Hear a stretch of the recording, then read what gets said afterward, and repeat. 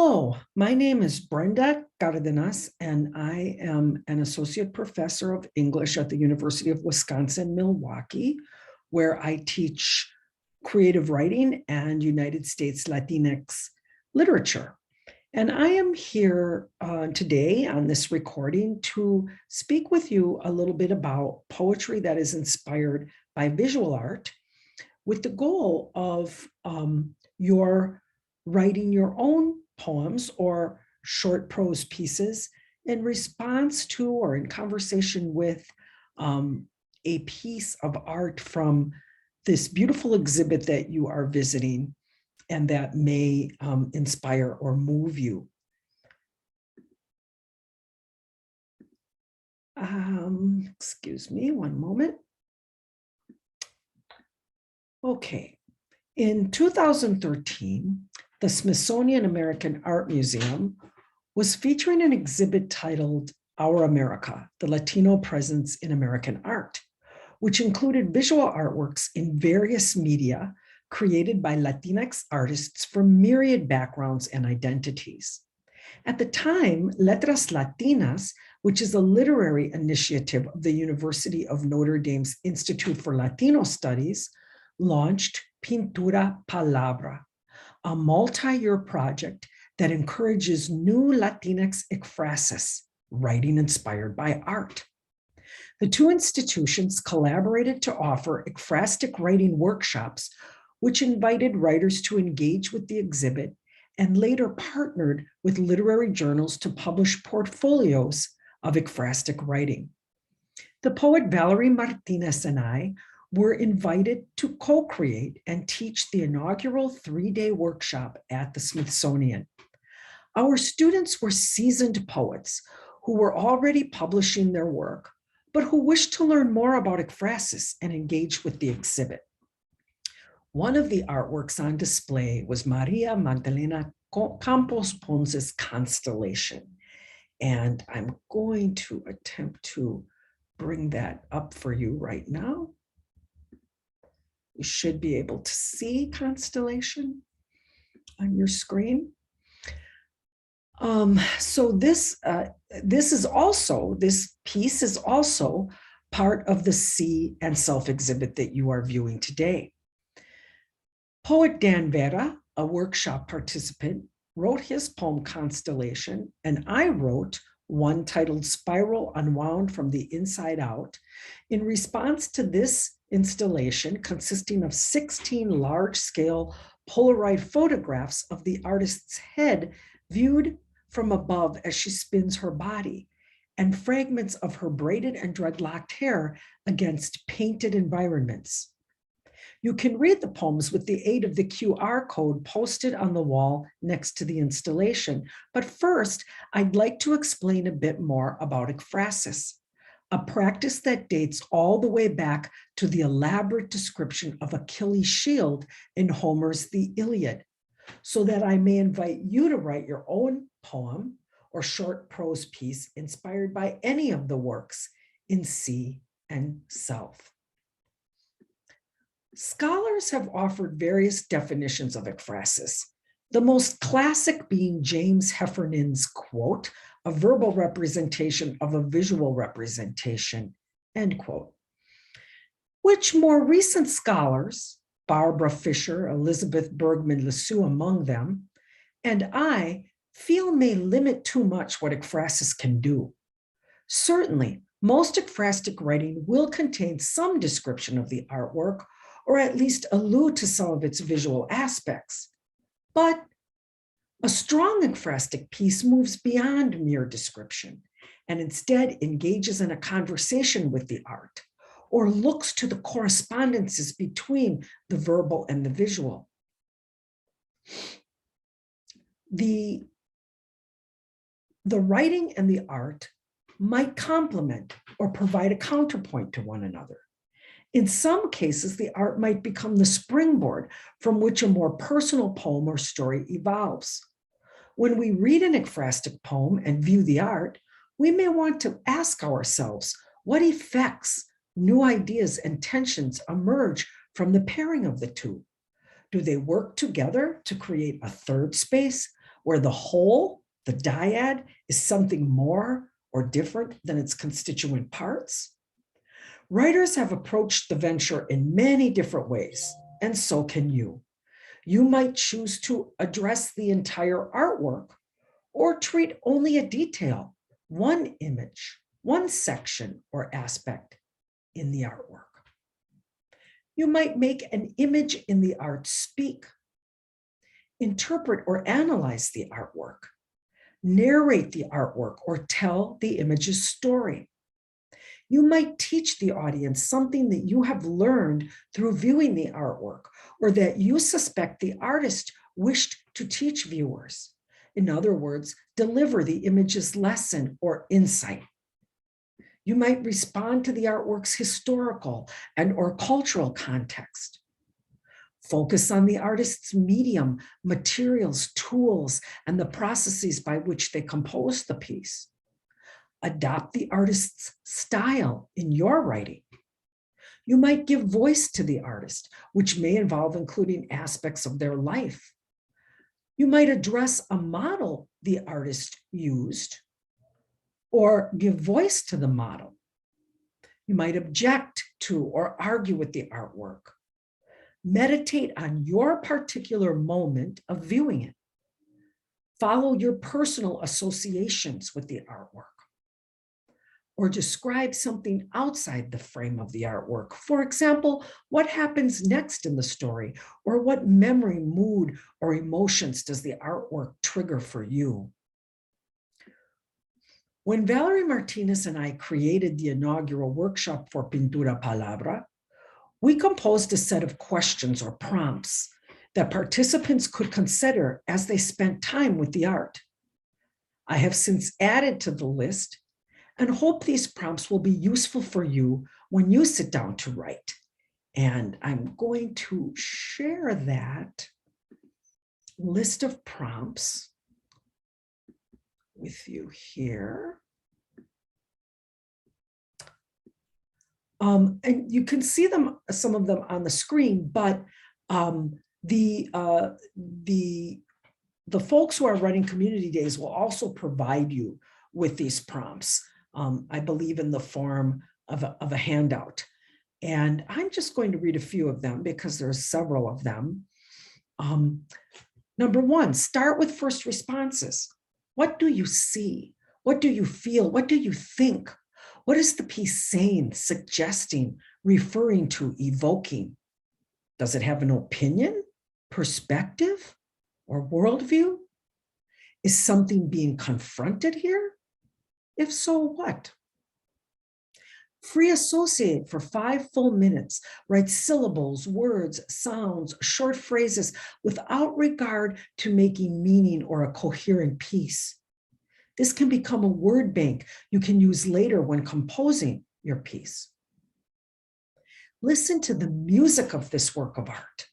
Its rhythms, melodies, harmonies, tensions, dissonances. Let this music guide what or how you write. Examine the surface of the work, the artist's technique, materials, process, composition. Write about these and or employ similar techniques with your use of language. Is this a figurative piece telling a story? What events and or complications led up to the moment captured in the artwork?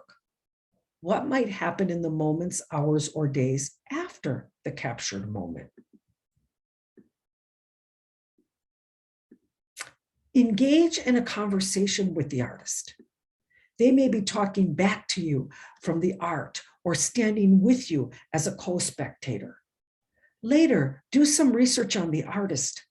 Does what you learn about their life affect the conversation you create?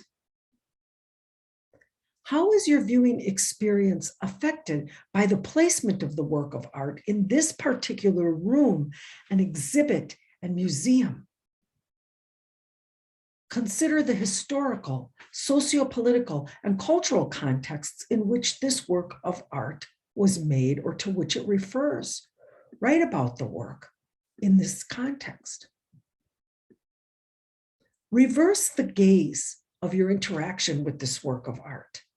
Imagine that you are the static observed and the art is actively looking at you. Write about this. Don't forget to note colors, shapes, how your eye moves when you look at the piece, how the artist uses light, shadow, and texture, what it looks like upside down from a distance close up. What personal associations arise for you when looking deeply at this artwork? Let the artwork become the path by which you explore those associations. You'll notice that one of the prompts asks us to consider the historical, socio-political, and cultural context in which a work of art is made or to which it refers. It's difficult to separate any work of art, including Campos Ponce's, from these contexts.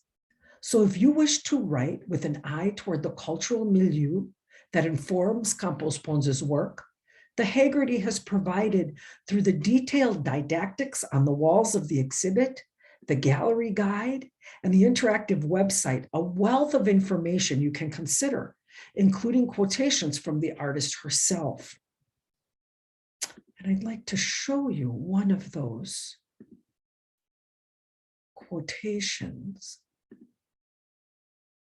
Give me a moment, please. Here we go. One of the many quotations that I read when I was viewing the exhibit that struck me was this, when she says, I am trying to really immerse myself and the viewer in the plasticity, the beauty, and the evocative forces of the ocean, but also the darkness and the difficulty, and why I sat in front of the ocean when I was young and cried. The overpowering presence that the ocean still has for me is because it is history. There is a history in the sea, as Derek Walcott said, that is ancestral, that is in a packet of DNA of memory. Capturing that and speaking about that and finding the materiality and visuality for that is fundamental to me. I thought that was quite a beautiful quotation that really captures a lot of the work in this exhibit. When I first viewed Constellation back in 2013, I listened to a podcast that the Our America curator, E. Carmen Ramos, had written about the piece. She talks about how in a constellation, separate things unite to form a larger whole, and about how the constellation of Campos Ponce's black braided and dreadlock hair speaks to, and here is her quotation, how that hair speaks to the connections she feels with African culture despite the ruptures of slavery, time, and distance. African diasporic cultures, whether they exist in Cuba or the United States, are still connected to one another and to Africa. The panels in this composition, many are like the panels in this composition, many are distinct, but they share commonalities that unite them. And that was Carmen Ramos. When I wrote my poem, inspired by Constellation, I thought about this aspect of the artist's identity, as well as her migration from Cuba to the United States, her complex relationship to water, the Yoruban Orisha, or goddess of the ocean, Yamaya, the Middle Passage, and all of the images that the photographs of hair brought to mind. But I also considered the composition of the installation, each of the 16 panels on its own, and brought together into a larger whole. So my poem is comprised of 16 haiku-like stanzas. I began with the third photograph from the right, and I will bring the artwork back up for you.